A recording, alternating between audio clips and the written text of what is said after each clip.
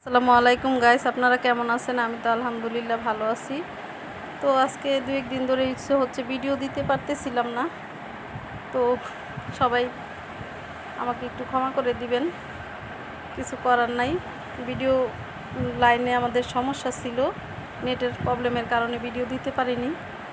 তো যাই হোক, এখন চলে আসছি রান্নাবান্না করার জন্য। এই তো মিষ্টি কুমড়ার শাক রান্না করব চিংড়ি মাছ দিয়ে। তো আমি এখানে পেঁয়াজ কুচি দিয়ে দিলাম তেলের ভিতরে, হলুদ, মরিচ, ধনিয়া, লবণ সব কিছু দিয়ে হচ্ছে মশলাটাকে ভালোভাবে একটু কষিয়ে তারপরে হচ্ছে মাছটা দিয়ে দিব।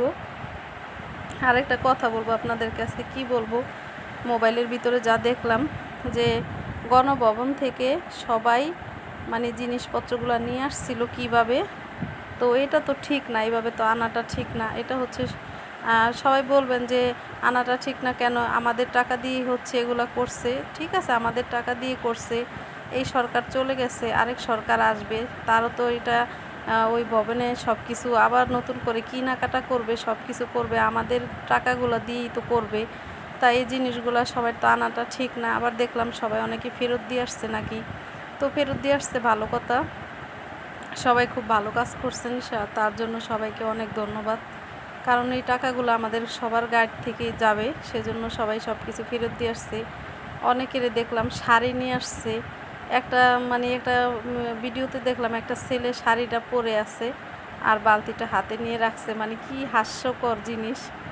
বাঙালিরা একদম কিছু একটা পাইলে এমনভাবে ঝাঁপাইয়া পড়ে, মনে হয় যেন একবারে 7 রাজার মানিক পেয়ে গেছে, এরকম একটা অবস্থা আর কি বাংলাদেশের মানুষগুলো। এই জন্যই বাংলাদেশের মানুষরা অনেকে ঘৃণা করে এরকম।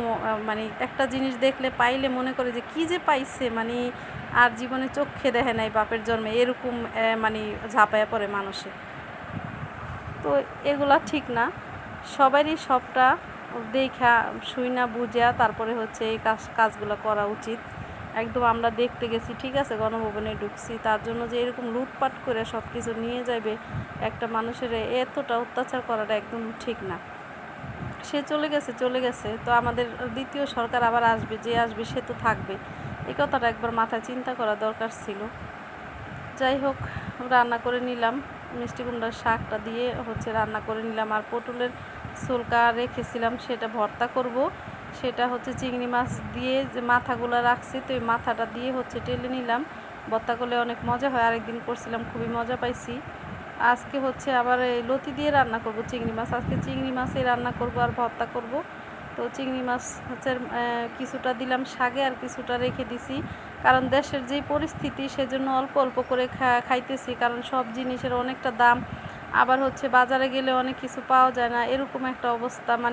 পাইলেও মনে হয় যে হাঁসের, সোনার ডিম পাড়া হাঁস, এরকম একটা দাম চাইতেছে বাজারে। তো সেজন্য সব কিছু হচ্ছে অল্প অল্প করে খেয়ে কোনো রকমে দিন কাটাও, এরকম একটা অবস্থা। তো সেজন্য হচ্ছে অল্প অল্প করে খাওয়ার চেষ্টা করতেছি কোনো রকমে। তো সেজন্য অল্প অল্প করে চিংড়ি মাছ দিলাম। আপনারা ভাববেন যে মহিলাটা অনেক কিপটা, কতটুকু মাছ দিল। তো যাই হোক বাবা, এখন যেহেতু দেশের পরিস্থিতি খারাপ, সেজন্য অল্প অল্প করে দিয়ে খাচ্ছি, কোনো রকমে দিন কাটাইতেছি। কিপটামি না করলে তো আর টাকা জমাইতে পারবো না, সেজন্য একটু কিপটামি করেই চলার চেষ্টা করতেছি। তো এখন হচ্ছে লতিটা দিয়ে দিলাম আমি। লতি দিয়ে চিংড়ি মাছ দিয়ে কিন্তু অনেক মজা হয়, আবার অনেকে শুটকি দিয়েও খায়। আমার কাছেও শুটকি দিয়ে, কাঁঠালের বিচি দিয়ে লতি রান্না করলে কিন্তু অনেক মজা, আমার অনেক ভালো লাগে। তো কার কার পছন্দ জানি না, আমার অনেক পছন্দ লতি, কাঁঠালের বিচি আর শুটকি, চাপা শুটকি দিয়ে। আর লতি চিংড়ি মাছ দিয়েও কিন্তু ভীষণ মজা হয় রান্না করলে। তো অল্প একটু লতি, হাফ কেজি, সেজন্য চিংড়ি মাছ অল্প করেই দিলাম। আর এদিকে হচ্ছে ভর্তাটা বানিয়ে নিতেছি, পটলের যে সিরকাটা।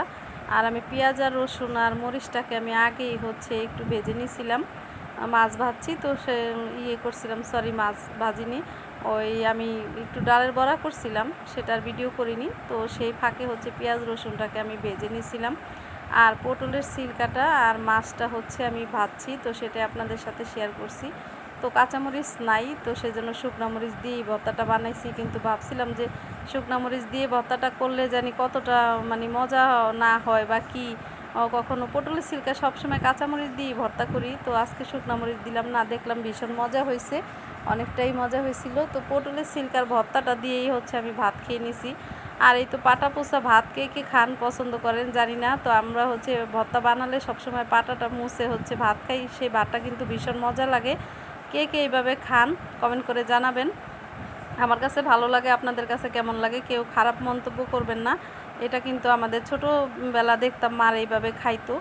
তো এই তো কালকের আবার পটলের তরকারি ছিল আর লতি। তো সবাই ভালো থাকবেন, ভিডিওটা এখানে শেষ করে দিলাম। আর কমেন্ট করে জানাবেন ভিডিওটা কেমন লাগলো, পেজেও কমেন্ট করে জানাবেন। আর ইউটিউবেও দেখে থাকলে সাবস্ক্রাইব দিয়ে দেখবেন। তো ভর্তাটা হয়ে গেছে।